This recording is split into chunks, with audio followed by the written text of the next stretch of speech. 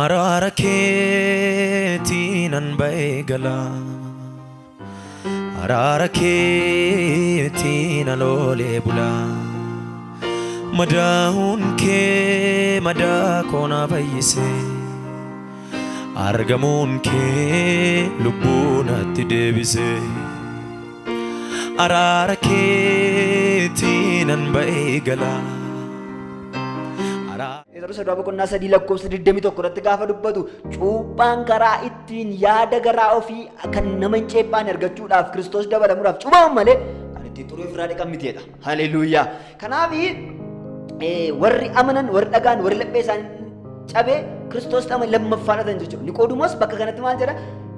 Akkamittiin ani deebi'ee lammaffaadhaan gaaffii kana sammuu uumamaatiin hubachuu waan hin dandeenyeef, akkamittiin dinqiin waan isaaf gashuu hin dandeenyeef, milikkiti wantoonni ta'uu sun hundumtuu naafi diriiruun, jaamaan banamuun, du'aan ka'uun isa jijjiiruu hin dandeenye, dhugaa kana saafisuu hin dandeenye.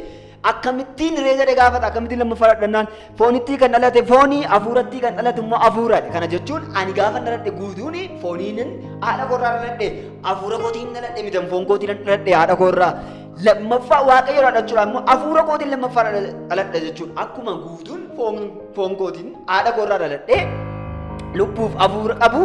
Namni hafuuraan waaqayyo dhalates fooniif lubbuu qaba. Garuu maal hafuuraan waaqayyo irraa lammaffaa kan dhalatedha jechuudha. Hafuuraan lammaffaa kan dhalate kun immoo bu'aan isaa maalidha yoo gaafate? Kun hundumtuu maaliif jedhe yoo gaafate deebii isaa lakkoofsa 15 irratti ka'a gooftaa Yesuus. Kun hundumtuu maal? Kunis ilma namaatti kan amanu hundinuu jireenya bara baraa qabaatuuf taa'e.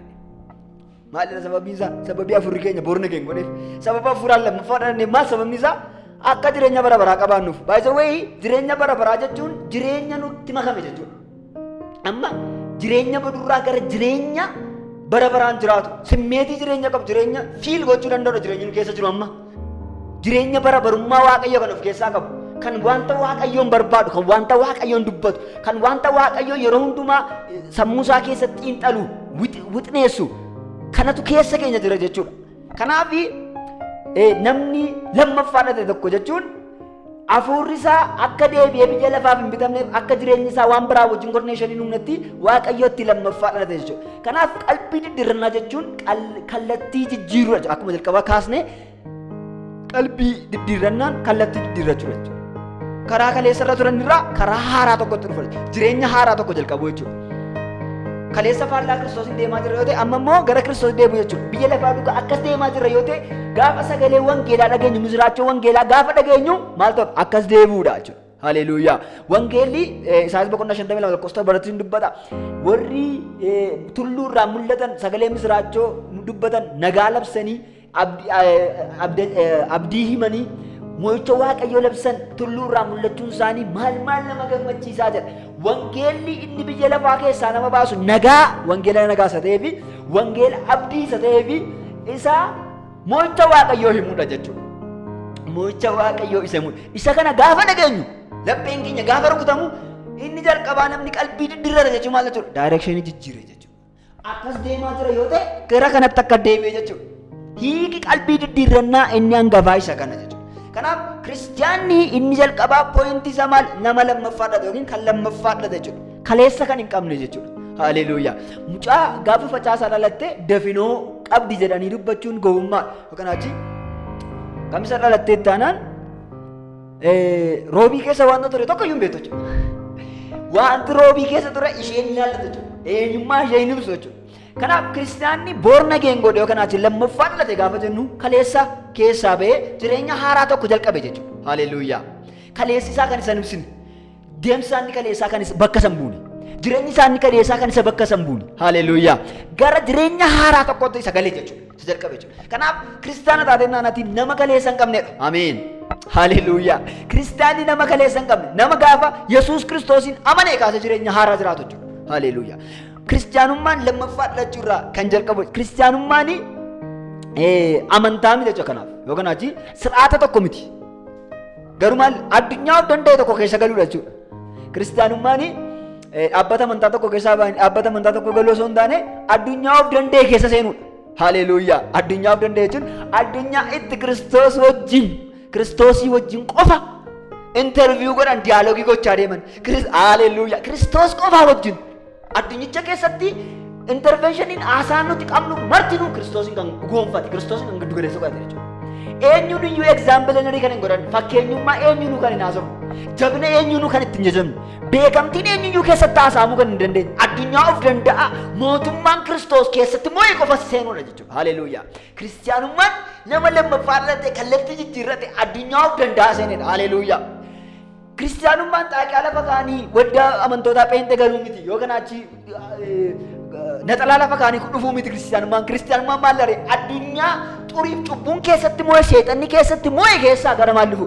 Gara addunyaa Kiristoos qofti keessatti moo'e dhufu jechuudha. Haleluuyaa. Kanaaf iyyuu kiristiyaanummaa ilaalcha kiristiyaanummaaf ol kaasuu qabna jechuudha. Maaliif wanti nuti amannu hundumtuu jireenya keenya irratti ija isaa mul'isa, ofii isaa mul'isa jechuudha.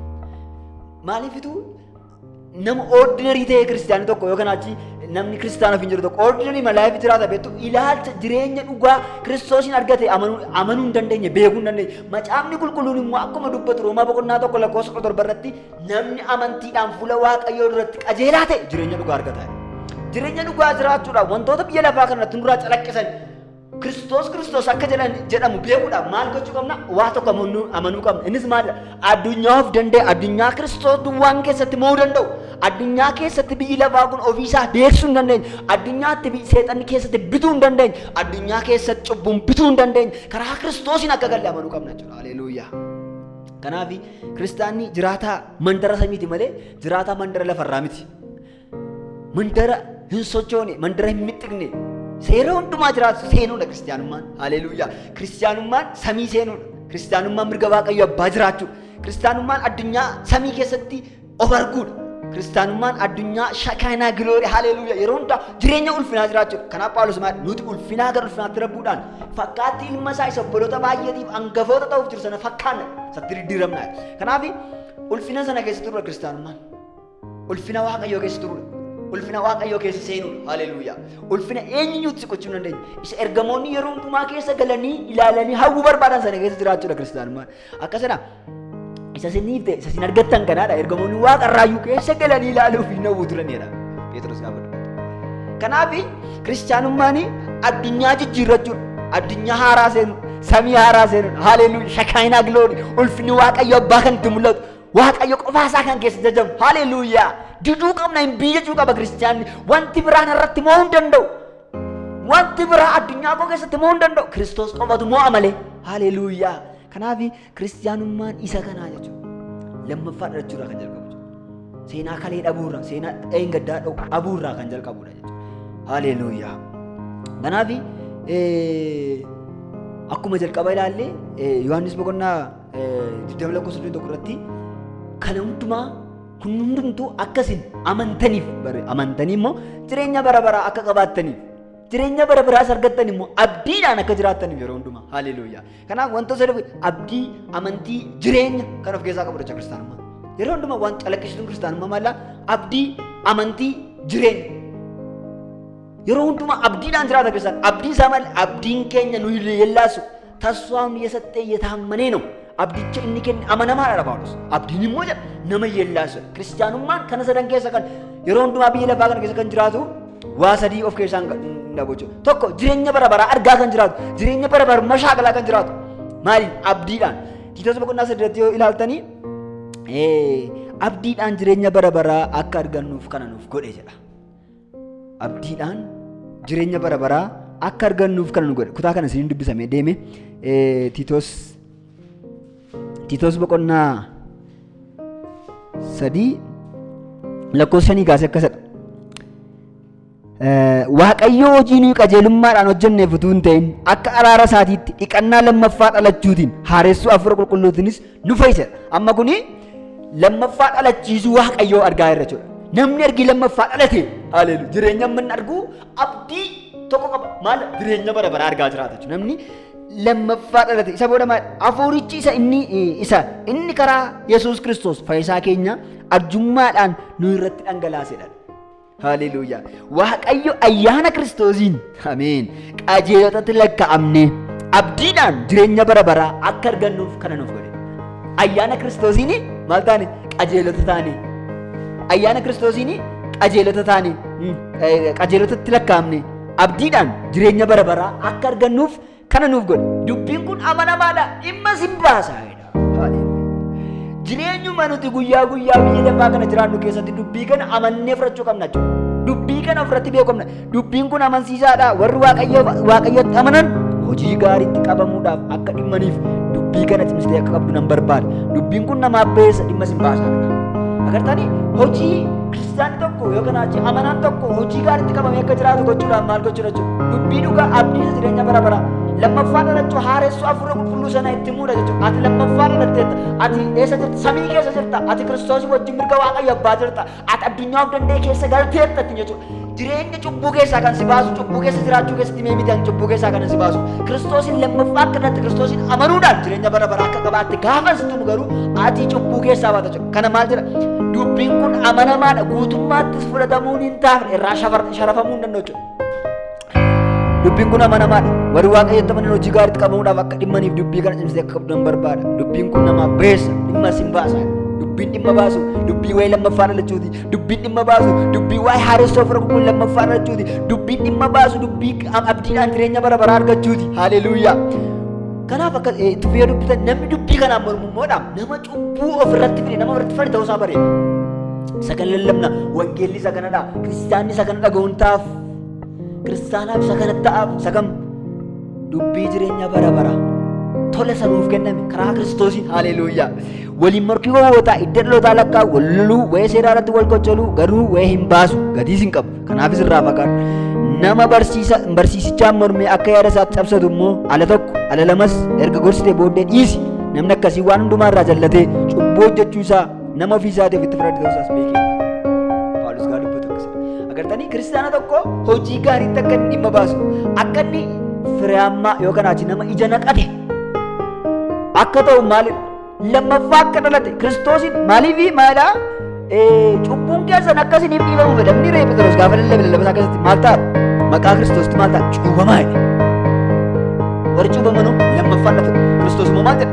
Namni hafuuraa fi bishaanitti lammaffaan dhatu mootummaa Waaqayyoo arguu hin danda'u. Naayee tokkoonaa jira. Haleluuyaa. Innaa kanaaf dubbii kanatu jireenya dhugaatti Phexros boqonnaa 2 boqonnaa tokko isa lammaffaa boqonnaa tokko lakkoofsa 5 kaastanii yoo dubbistanii seenaa kee agartu. Ammas dhama hundumaan dhamaa amantii qabdan gaarummaadhaan argisiisaa, gaarummaa keessan beekumsaan argisiisaa, itti dabaltanii immoo beekumsa keessan of qabu keessan obsaan danda'uu keessan nama Waaqayyoo ta'uu keessan argisiisaa, nama Waaqayyoo ta'uu keessan obboloota jaallachuu keessan nama hundumaa jaallachuun argisiisaa. Wanti kun hundinuu isinirraa argamanii baay'achaa yoo adeeman wanti ija nama naqate kiristaanni tokko ija naqate kan jennu wantoota manni dubbataa ture kanadha kan irraa mul'atu miti. Wanti kun isinirratti baay'achaa yoo adeemanidha. Maal taatu?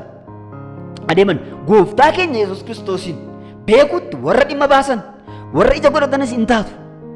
Namni wanti kun hundinuu irraa hin argamnedha. Lakkoofsa galirraa namni wanti kun hundinuu irraa hin argamne immoo nama ofirraa butee hin ilaalle jaamaadhas inni cubbuu isaa saduriitti qulleeffamuu isaa dagachuu isaatidha. Phexros dubbii isaa jalqabaa keessatti maal cubbuun keessan akkasiin hin dhiifamu maal Kiristoositti maqaa Kiristoositti dabaluu cuubamaadha. Maqaa Kiristoositti dabaluudhaan maal ta'a cuubamaadha. Ammas ittoo namni iji waan gaarii Kiristoosiin beekuudhaaf warri ija naqanne kun warra maalidha? Warra ofirraa butee hin ilaalle warra maalirraa fudhatan cubbuu isaanii isa kanaan duraatti qulleeffamuu isaanii dagachuu. Kiristiyaanummaan jalqabni isaa lammaffaa jechuudha. Namni gaafa amanee steepni jalqabaa maal ta'e olii dhalate jechuudha. Qalbii jijjiirate jechuudha. Kallattii jijjiire jechuudha. Haleluuyaa. Ayyaana Waaqayyoo keenya isa olii nama dhalachiisu isa tola akkasittiin amanuu qofaan mirga Waaqayyo abbaa nama kaa'u sanaaf galanni haa ta'u. Kun hundumtoodha. Efesoon boqonnaa 1 lakkoofsa 5 kaasee dubbistanii baay'ina ayyaana isaatiin galateeffachiisaa. Kutaan sun natti tola isiniin dubbisaa. Waa haleluuyaa. Gooftaa haa galatu, gooftaatti hin gammannaa. Gooftaan jireenya keenyadha, gooftaan nagaa keenyadha, gooftaan gammachuu keenyadha. Akkasidha. Efesoon boqonnaa 1 lakkoofsa 5 kaasee isiniin dubbisaa. Waaqayyo karaa Yesuus Kiristoos ilmaan isaa taanee akka guddifamnuuf akka fedha isaa isa gaariitti yaadaan nuuf qabeera. Kunis guddina ayyaana isaa Haleluuyaa. Isa inni ilma isaa isa jaallatamaadhaan nutti tolee nuuf kenne hin galateeffachiisa. Guddina ayyaana isaa isa inni ilma isaa isa jaallatamaadhaan itti tolee nuuf kenne hin galateeffachiisa. Haleluuyaa. Wanti nuuf ta'e hundumtuu ayyaana Waaqayyoo isa guddaa sana galateeffachiisa jechuudha. Kanaaf kiristaanummaan isa tola olii hidhatan irraa kan jalqabeedha jechuudha. Kan dhufeedha jechuudha. Waan akka tasaa wayii miti. Yooni ayyarii wayii qayyarachuu miti kiristaanummaan. Caalmaa jireenyaa barbaadu miti kiristaanummaan. Hiriyoota ollaa caaluudhaaf wanta nuti gara isaa dhufnu miti. Obboloota ta'e wayii caaluudhaaf yoo kana achi asiin hojjedhee milkaa'uu dadhabee yoon akkas ta'e akkas ta'uu dadhabee tarii kiristaana ta'e ilaala jettanii waan dhumnu miti. Inni gabaadha. Biizinasiidhaan. Biizinasiin kanaan mokkoreeraa kana buufachuun dadhabee yoon karaa kanaan yaale immoo nan buufadhaan jennu kiristaanummaa miti inni gabaadha biizinasiidha. Kiristaanummaan mandara jijjiirachuudha. Safara qayyarachuudha. Haleluuyaa. Hidda dhalootaa qayyarachuudha. Sanyii qayyarachuudha. Sanyiin bannetti maal ta'uudha? Haaraa dhalachuudha. Phexros boqonnaa tokko lakkoofsa 23 maayidha. Isin sanyii hin bannetti isa akka jirutti afurtii sagalee Waaqayyootti isa jiraataatti maal taatanitu haaraa taatanii dhalattanitu. Sagalee Waaqayyoo irraa haaraa dhalachuudha. Sagalee Waaqayyoo gaafa dhageenyu dubbii Waaqayyoo gaafa dhageenyu dubbii wangeelaa gaafa dhageenyu Kiristoositti gaafa mannu maal taane lammaffaa dhalanne jechuudha. Sagaleetti dhalchuun isa kana jechuudha. Kanaaf maal jedhaa? Efesoon boqonnaa 5 lakkoofsa 26 irrattis dubbii akka jedhu agarra. Kanaaf waldaan xuriif dirmamuun kan hin jirre akka isheen taatuufi Gooftaan yeroo hundumaa karaa dubbii isaatii jedha. Karaa maalii? Karaa dubbii isaatii bishaaniin ishee dhiquudhaan ishee qulleessaa jedha. Kanaaf lammaffaa dhalachuun jalqabaa dubbii Kiristoosin dhaga'anii amanuudhaan yaada garaa diddiirrachuudhaan Gooftaatti amanu jechuudha. Mee ergi amma kana jenneeti. Amantii fi Kiristiyaan yookaan Kiristiyaanni feezii akkamiidha? Feezii Kiristiyaanitii calaqqisiisu. Amantiin kun iyyuu maali jennee waan muraasa ilaallame. Amantiin maali? Amantiin kun iyyuu maali? Amma normaali Kiristiyaan tokko ilaalcha inni amantiidhaaf qabu. Yookaan Kiristiyaan argii taane Kiristiyaanni amantii akkamii of keessaa qaba? Amantii ejjennoon amantii isaa hundeen amantii isaa hammam? Jabinni isaa hammam? Isa jedhu Ibroota boqonnaa 11 guutummaa masaasii gadi yoo ilaalle wantoota ishuu ta'an baay'ee agarra. Amantiin normaali Phaawulos gaafa dubbatu waan ijaan argamu irraa akka hin dhaabbanne barsiisii amantii kiristiyaanaa yeroo hundumaa barsiisii kiristiyaanummaa amantii irratti hundaaf hundee kan nu godhachiisudha. Ayyaana Waaqayyoo irratti akka nuti of gannu akka nuti jabaannu kan nu godha jechuudha. Ibroota boqonnaa 11 lakkoofsa 1 kaasanii dubbistanii amantiin waan abdatan jedha. Sila waan tokko isinii kaasin ture amantii jireenyaa fi abdiin kun kiristiyaana keessatti wantoota beezii ta'anidha jedhee aaseera. Amantii, abdii fi jireenya. Kanaaf maadha amantii qabaachuu kanaachi yeroo amantii hiiku Ibroota boqonnaa 11 lakkoofsa 1 maadha amantiin waan maal ta'an waan abdatan tokko dhuguma hin ta'a jedhanii fudhachuudha. Waan maal ta'anii waan abdatan tokko dhuguma hin ta'a jedhanii maal gochuudha? Fudhachuudhaan waan ijaan hin argine tokko immoo jira jedhanii maal gochuudha? Lakkaachuudhaan. Haleluuyaa. Kanaaf abdiin keenya inni nama yallaasifne abdiin jireenya bara baraa ulfinni nuti itti dabarree argachuuf jiru inni karaa Kiristoos qophaa'e karaa abdii abdanne sana maaliin bira keenya amantiidhaan jechuudha. Kennaa Waaqayyoo biraa nuuf kenname inni hangafaan tokko amantiidhaan isa abdanne sana hin ta'a jennee ilaala jechuudha. Inni abdanne eenyudha? Kiristoos. Haleluuyaa. Qolaasiyaas boqonnaa 1 lakkoofsa 27 kaasanii dubbistanis Kiristoos ulfina isin argachuuf jirtanii fi abdii keessanidha. Ulfina isin argachuuf jirtanii fi Kiristoos maal keessanidha? Abdii keessanidha. Haleluuyaa. Kanaaf inni nuti abdanne kun amantiidhaan arganna jechuudha. Amantiin ijattiin wanta Waaqayyo nuuf kaa'e agarruudha. Amantiin ijattiin wanta Waaqayyo nuuf qopheesse agarruudha. Amantiin ijattiin waan Waaqarraa hundumaa lakkaannuudha. Amantiin ijattiin wanta Kiristoosii nuuf qophaa'e ulfina Kiristoosii nuuf qophaa'e sana agarruudha. Kadhannaan Phaawulos yeroo hundumaa amantootaaf kadhatu akkasidha. Ulfina warri Waaqayyoof qulqullaa'an itti darbanii argachuuf jiran akkasin hubattaniif akkasin beektaniif ija qalbii keessanii akkasiniif banuuf kadhata kooti jedha. Suuraatiin godhannee moo'ee danda'een hin jabaadhuun si malee eessanii naaf taate kophaa kee ejjitiin koo isa keessaa fakkee hin dhalatu.